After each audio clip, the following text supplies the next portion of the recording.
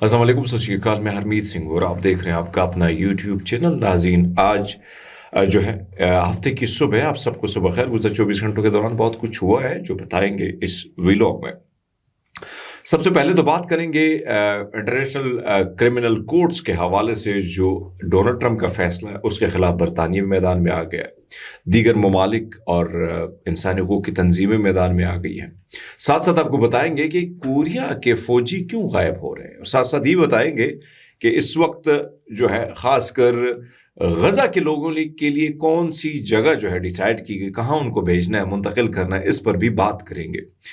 سب سے پہلے تو ہم آپ کے سامنے کچھ چیزیں رکھ لیتے ہیں۔ اس وقت ایک طرف تو صورتحال یہ آ رہی ہے کہ واشنگٹن میں، یعنی اگر آپ نے دیکھا اس وقت آپ اخباریں نکالتے ہیں، ساری چیزیں کھولتے ہیں، تو وہاں پر ایک چیز نظر آتی ہے، اور وہ زیادہ تر آپ کو ڈونلڈ ٹرمپ کے حوالے سے خبریں نظر آتی ہیں۔ آپ انٹرنیشنل میڈیا جو بھی نکالیں، اس کی وجہ کیا ہے؟ اس کی وجہ یہ ہے کہ غزہ کو ختم کرنے کا جو پلان ہے، اس میں میں نے کل بھی یہ بات آپ لوگ کی تھی کہ غزہ کو ختم کرنے کا جو پلان ڈونلڈ ٹرمپ کے حوالے سے اب مختلف ذرائع یہ بتاتے ہیں کہ نہ اس کے سیکیورٹی ایڈوائزر کو، نہ میڈیاز وغیرہ یا دیگر ایڈوائز کو یہ پتا تھا کہ ڈونلڈ ٹرمپ جو ہے کچھ ہی سیکنڈ میں ایسے الفاظ کہیں گے جس کا نتن یاہو کو بھی یقین نہیں تھا۔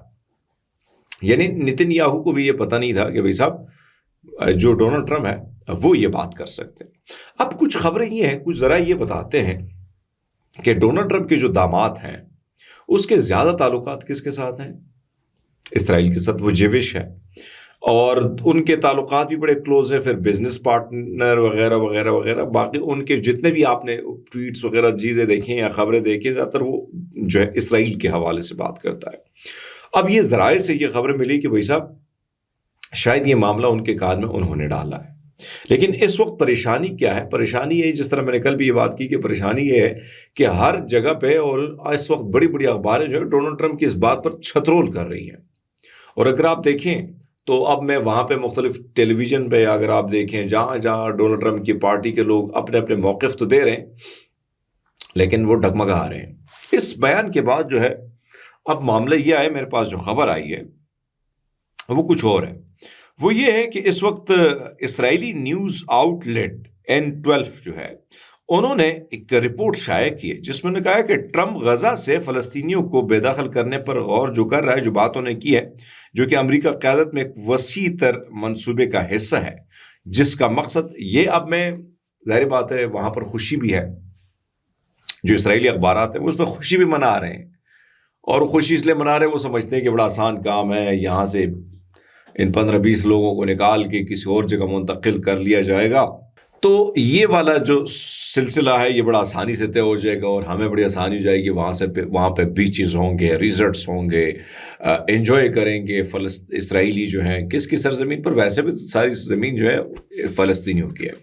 اب یہ معاملہ تو زیر غور تھا۔ اب یہ کہتے ہیں کہ جو رپورٹ اسرائیلی اخبار نے پیش کی ہے، اس نے کہا ہے کہ یعنی المیادین نے اس کو کوٹ کیا ہے N12 چینل کو، انہوں نے کہا کہ مراکش، پنتلینڈ، یہ پنتلینڈ ہے، پتہ نہیں جو بھی ہے، میں پہلی بار نام سن رہا ہوں، سومالینڈ، پتہ نہیں یہ جو مراکش کا تو نام سنا ہے، لیکن یہ پتلینڈ اور سومالینڈ کا نام پہلے، معذرت چاہتا ہوں اگر الفاظ میں یا نام میں اگر اچھی طریقے سے پروناؤنس نہ کرو تو اس کے لیے میں معذرت چاہتا ہوں، لیکن یہ صومالیہ لینڈ ہے اور پنت لینڈ ہے جو میرے سامنے آیا ہے۔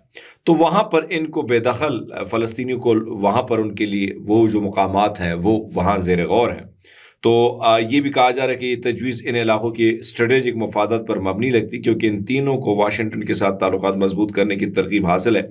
جیسے کہ رپورٹ میں بتایا گیا کہ صومالینڈ اور پتلینڈ جو کہ افریقہ کے ہارن میں خود مختار علاقے طویل عرصے سے بین الاقوامی تسلیم کی کوشش کریں، جبکہ مراکش مغربی صحرا ہے، ایک علاقہ ہے تنازع وہاں پہ بھی ہے۔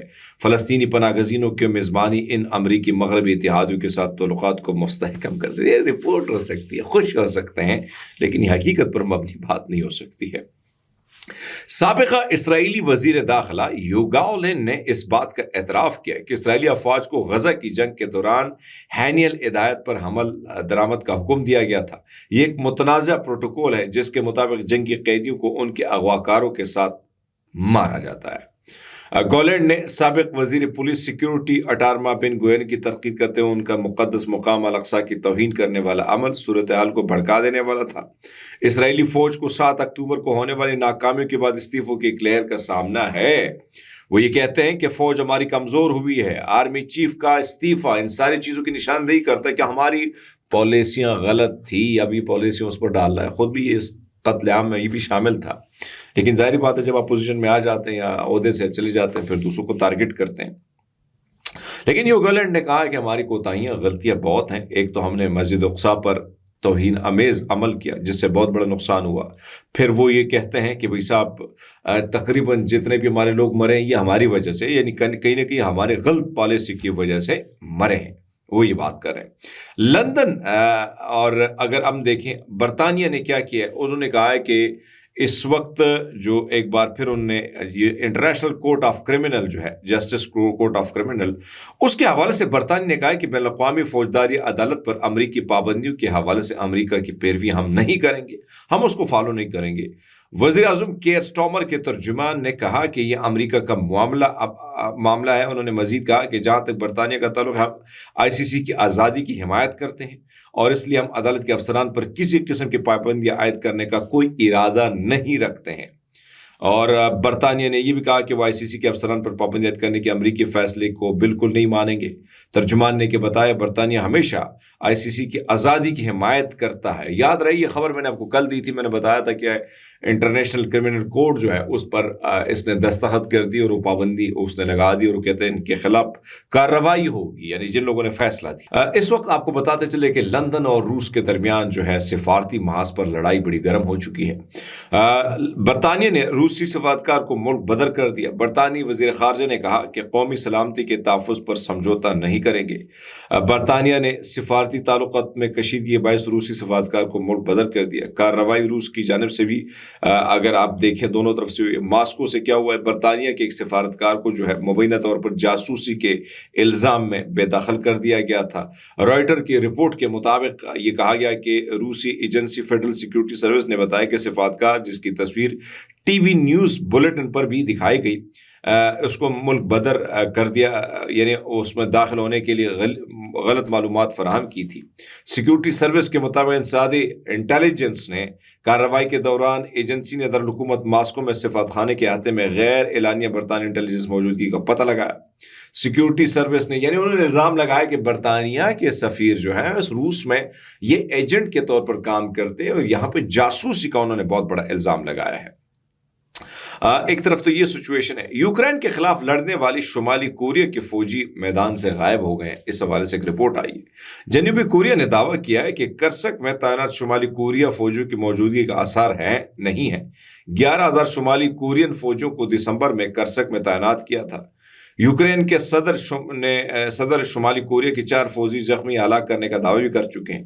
یوکرین کی وزارت دفاع نے کہا کہ جنوری تک ہلاک روسی فوجیوں کا تخمینہ 48,246 لگایا گیا ہے۔ یہ یوکرین کا دعویٰ ہے۔